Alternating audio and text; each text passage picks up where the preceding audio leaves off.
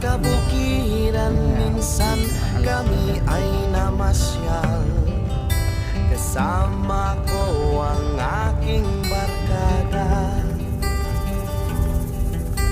Sa isang kubo doon kami ay lumugar, at kami masaya.